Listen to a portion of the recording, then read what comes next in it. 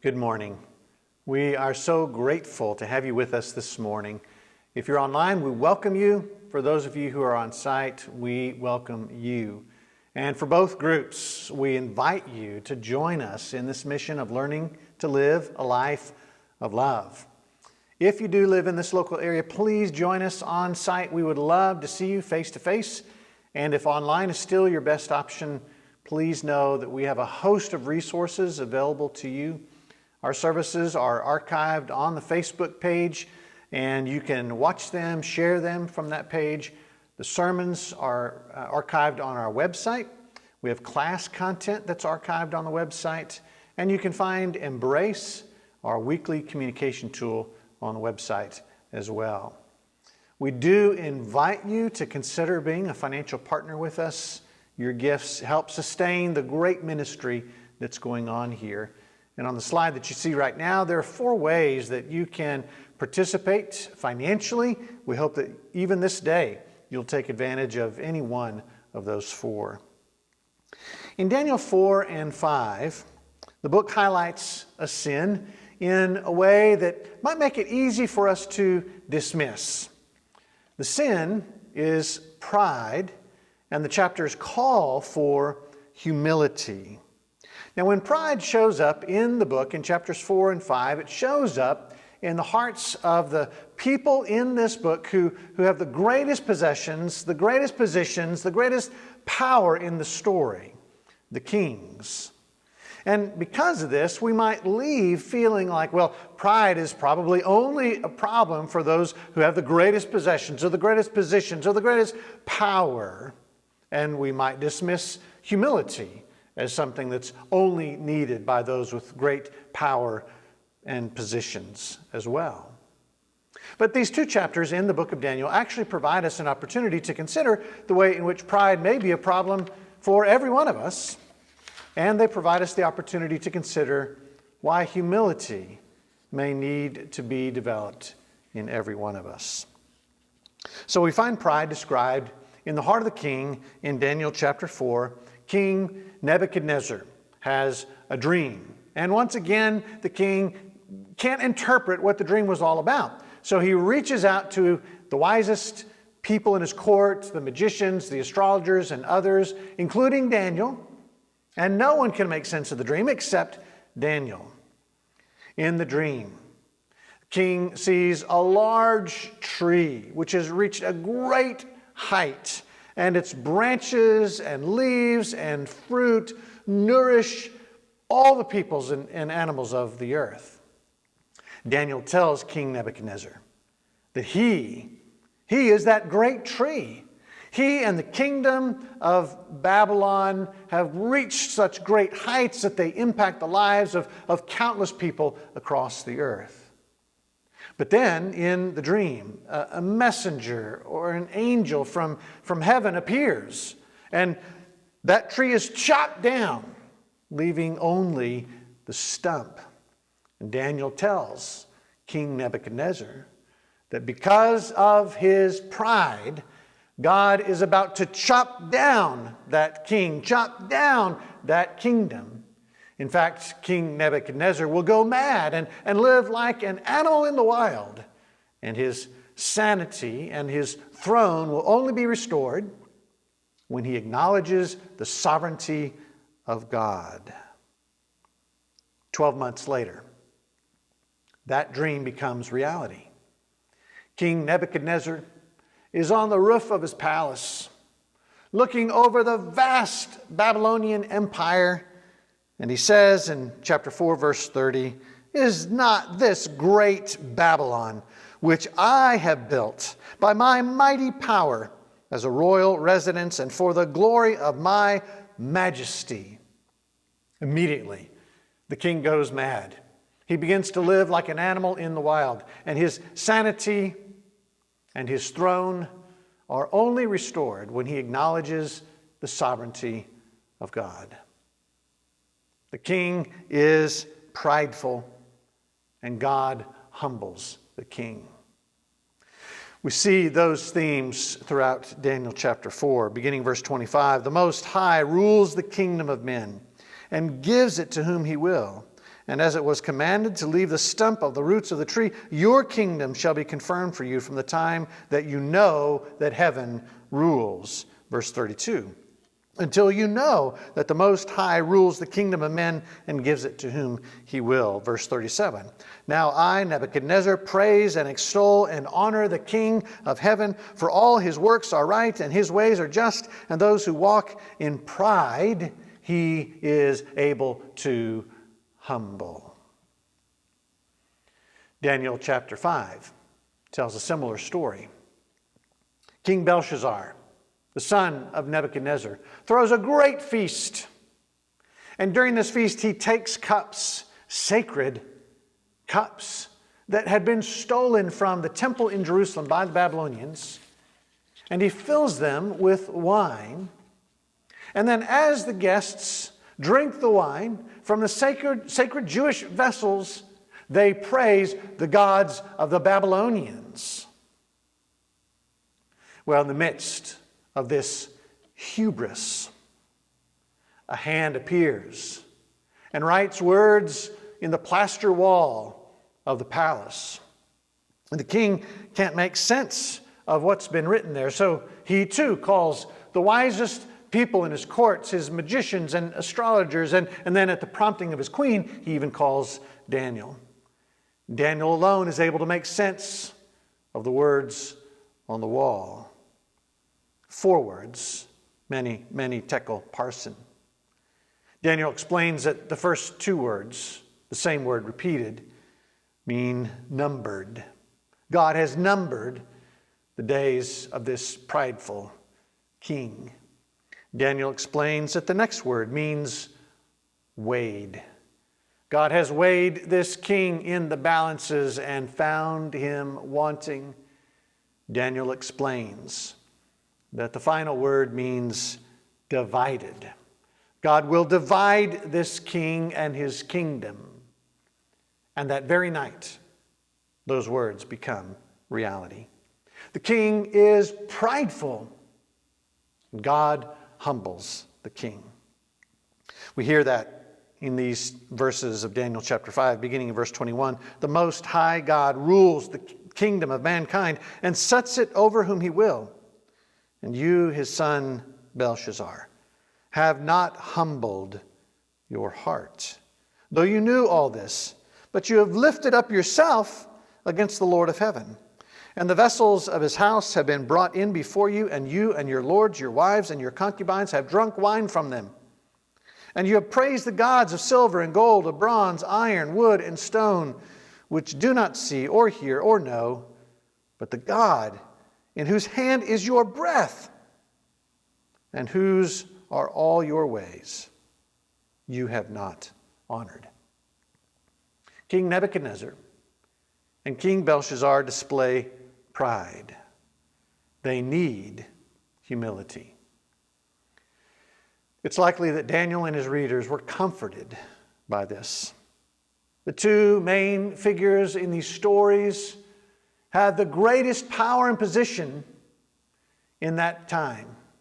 They can do whatever they want, whenever they want, to whomever they want. And yet God humbled them. It was a comforting reminder that no matter how great your enemy or your obstacle seems, God can humble them.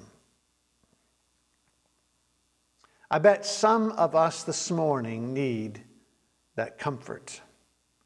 We see ourselves as Daniel and his people.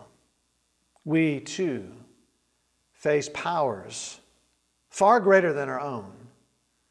We too face enemies who seem to have resources that we do not have.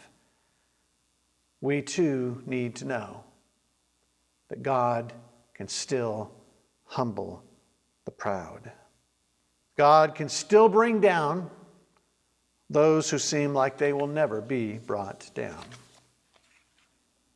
But perhaps there are some of us, more of us, who need to consider that we're more like King Nebuchadnezzar and King Belshazzar than we'd like to admit.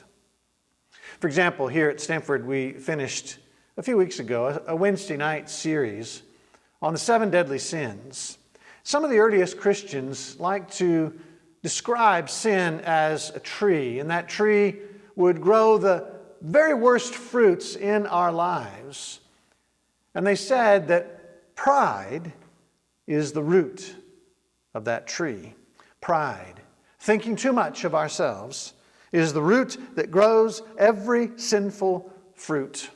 It's not just a vice lurking in the hearts of kings or presidents or people in high positions with all the power. It is a vice dwelling in the hearts of every one of us, responsible for the very worst parts of our lives. And its opposite, humility, is so desperately needed by every single one of us.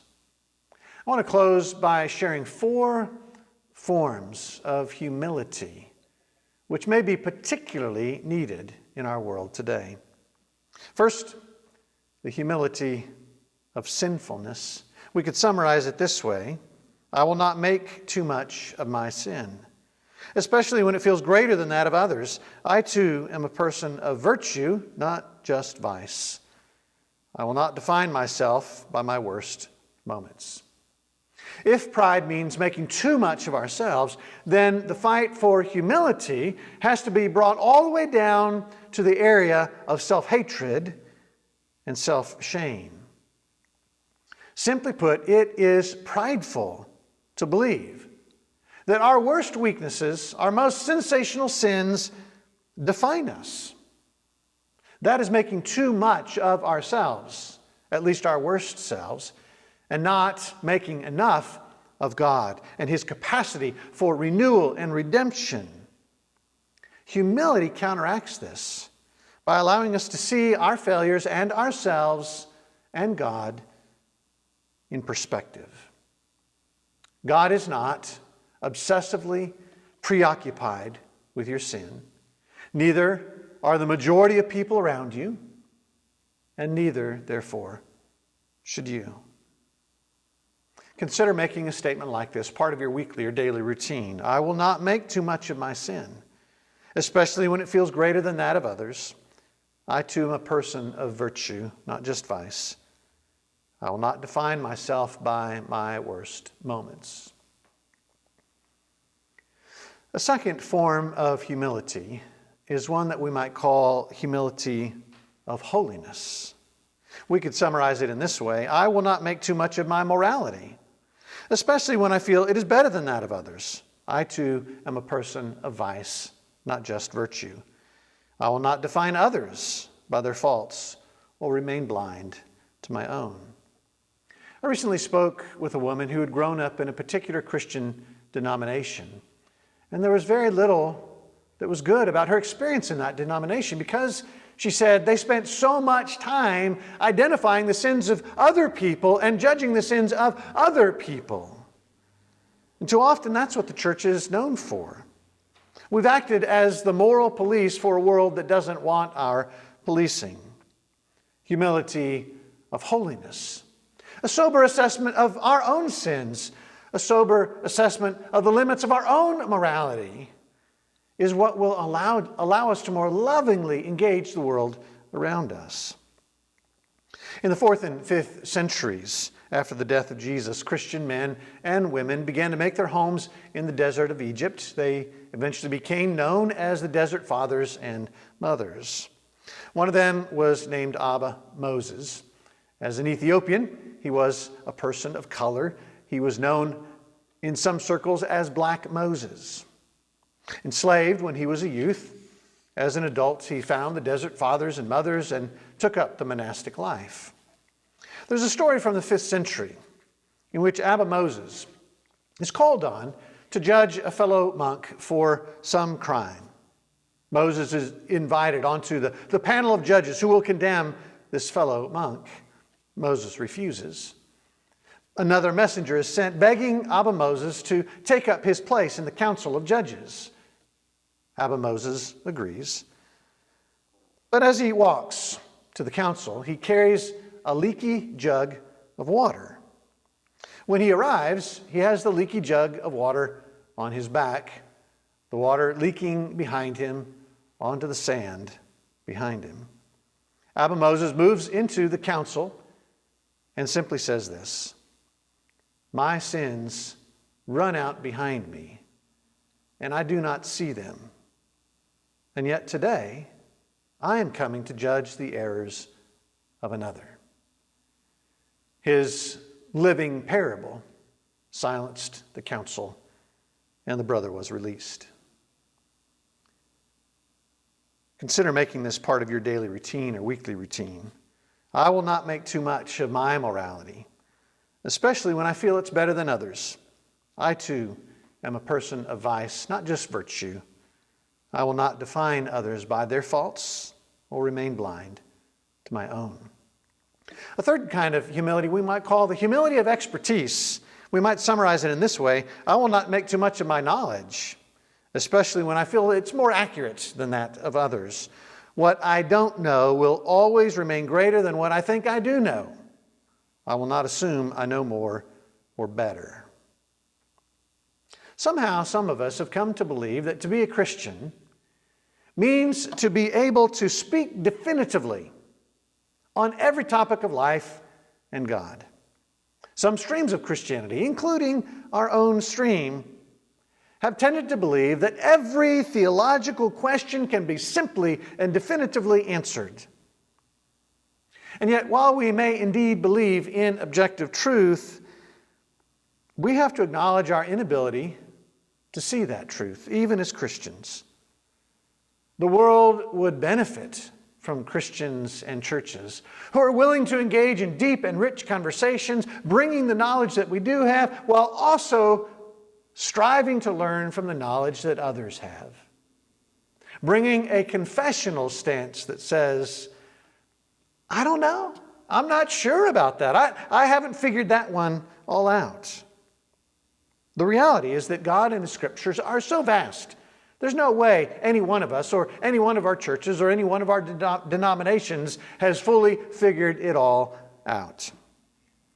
David Brooks, in his book, The Road to Character, quotes psychologist Daniel Kahneman, who says, "We have an almost unlimited ability to ignore our ignorance." In other words, if there's one thing that we're ignorant about, it is our ignorance. And so Randy Harris, in another book, writes, "Disagreement with me is not necessarily disagreement with God." So consider making that statement part of your weekly or daily routine. I will not make too much of my knowledge, especially when I feel it's more accurate than that of others. What I don't know will always remain greater than what I think I do know. I will not assume I know more or better. And then finally, let's consider the humility of experience. We can summarize it this way: I will not make too much of my experience, especially when it contrasts with that of others. My perspective is not normative for nor superior to those who differ from me in age, income, race, gender, sexual orientation. I will seek first to understand rather than to first be understood. This form of humility says that I recognize that my experience is not the normative experience. I realize I don't know what it's like to be you, but I want to know what it's like to be you. And this is so needed right now, as so many people are discriminated against or dehumanized. There is such a tendency, even for churches and Christians, especially through social media, to respond as if our own experience is the normative experience and we can gauge everything else by our experience. So consider making this statement part of your daily or weekly routine. I will not make too much of my experience, especially when it contrasts with that of others. My perspective is not normative nor superior to those who differ from me in age, income, race, gender, or sexual orientation. I will seek first to understand rather than to be understood. In his book, The Road to Character, David Brooks contrasts two different ways of thinking about life. One way of thinking about life, he says, is to think of it as an external journey. especially the journey up the ladder of success. It is the journey toward being more and doing more and having more possessions and positions and power. The other way of thinking about life, he says, is to think of it as an internal journey, a journey toward greater character, including the quality of humility. And that's what we see here in the book of Daniel. We find certain people engaged in that external journey, especially the king, striving to be more, to do more, to have greater possessions, positions, and power, filled with pride, believing they are the center of the universe. And then we find Daniel and his three friends, Meshach, Shadrach, and Abednego, focused almost exclusively on the internal journey, striving to be people of character, living out lives of humility. And that's what makes their lives so beautiful and so compelling. This week, I invite you to focus more and more on that internal journey. I invite you into the life of humility. May God bless you as you do.